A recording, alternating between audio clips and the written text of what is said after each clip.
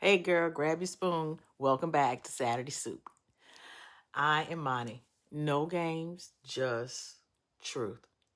Before we get into it real quick, I want to say this clearly. I speak from my own experience, my marriage, my divorce, my healing.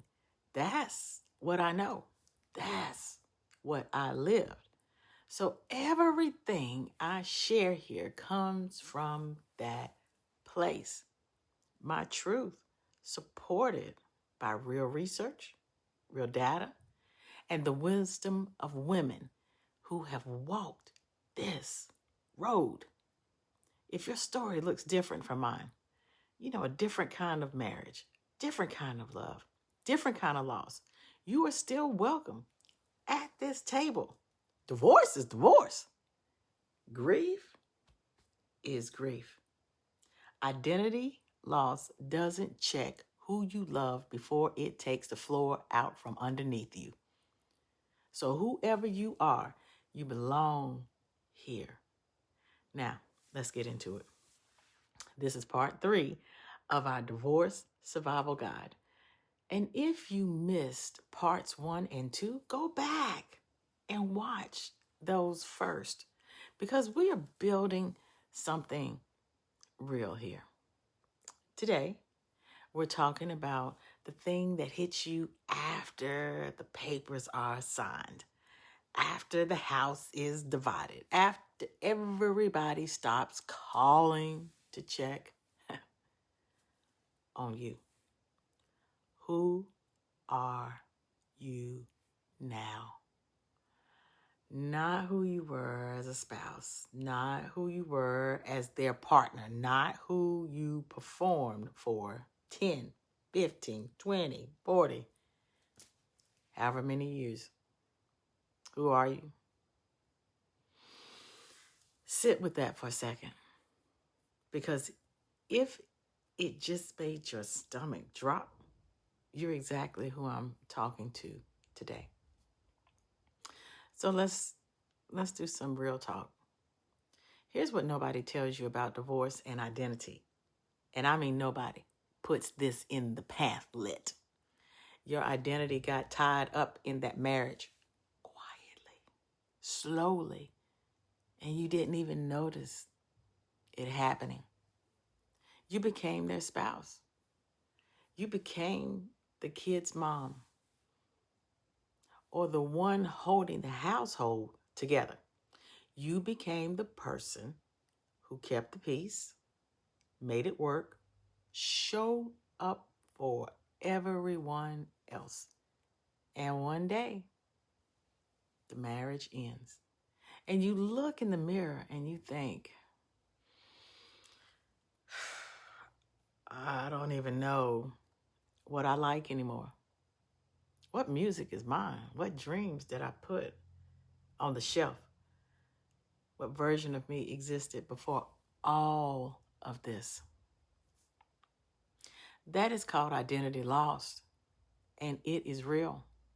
Research from Journal of Social and Personal Relationships shows that long-term partnerships create what psychologists call self-expansion, meaning your partner literally became part of how you define yourself. When that ends, you don't just lose a relationship, you lose a piece of your identity framework. That's not weakness, that's human psychology doing exactly what it is designed to do. But here's what the science also tells you, and this is the part I needed someone to say to me. You don't rebuild identity, you rediscover it. She was always there.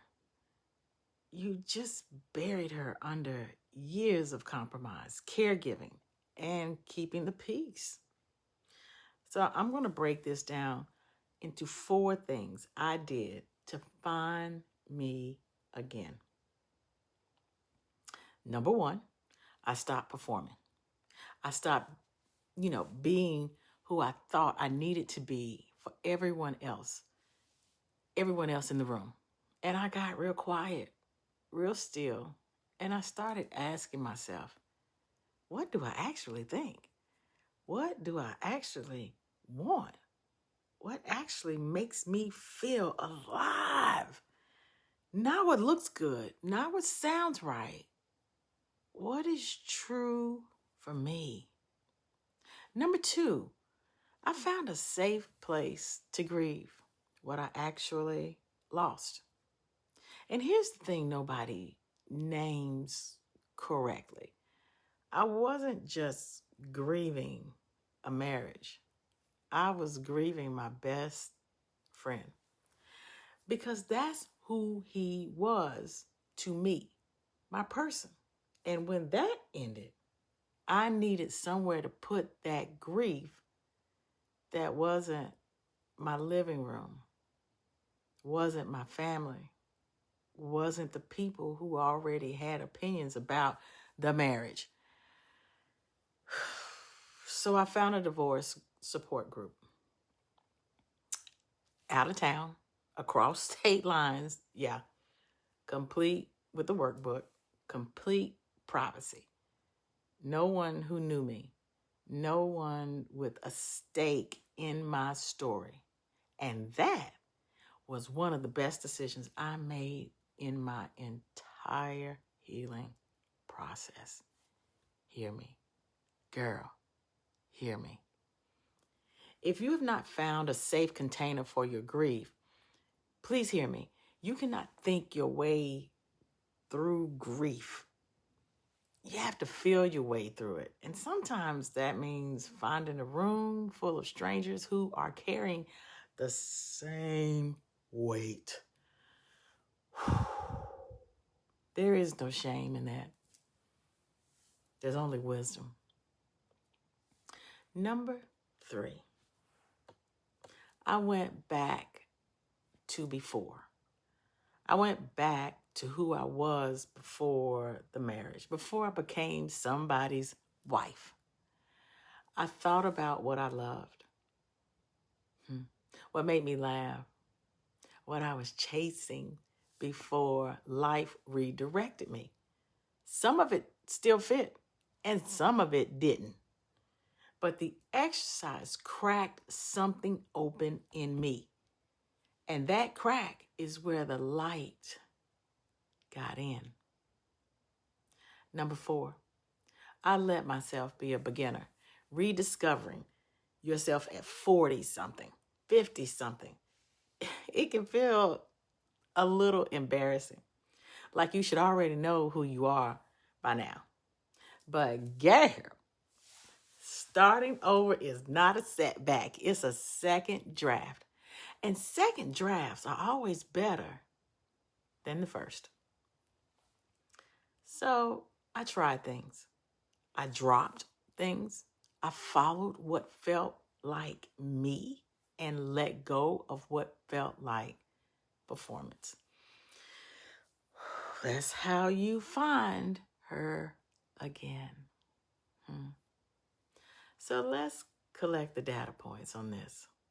Here's a fact for the skeptics. And I love you skeptics because you keep me honest.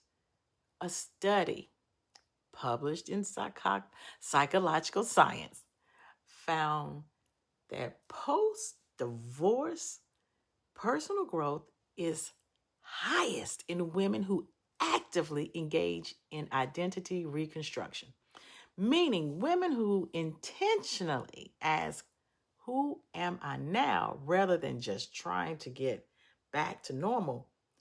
There is no going back to normal. Normal is gone. But what's on the other side, that's where it gets good. Women in midlife, post-divorce, consistently report higher self-awareness, clearer values, and stronger sense of purpose than they had during their marriage. The Japanese have a word for this.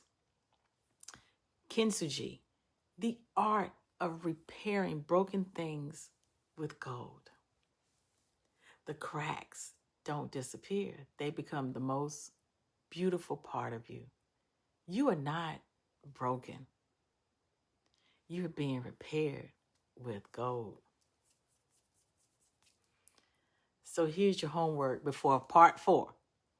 Get a piece of paper and write down 3 things. Number 1, who was I before this marriage? Not the role, the woman. Number 2, what did I give up that I actually want back?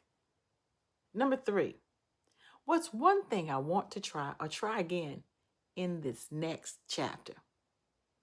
That piece of paper is the beginning of your second act. And if you want the full guide, I have a free resource for you. It's in my bio. And go to my Beacons page. Grab the Divorce Survival Guide. And if you are a midlife woman who is rebuilding, reinventing, and done shrinking, sit up, girl. Come on. Come find us in her second act society on school. The link is right here. Your people, we waiting on you. That's your Saturday soup for today, girl. Part 4 is coming. And we're closing out season 1 of this series with everything the women in the comments have been asking me. So drop your questions below. Tell me what you need this series for you. I'm Moni, no games, just truth. Grab your spoon and I'll see you next Saturday. Peace. You're going to be all right.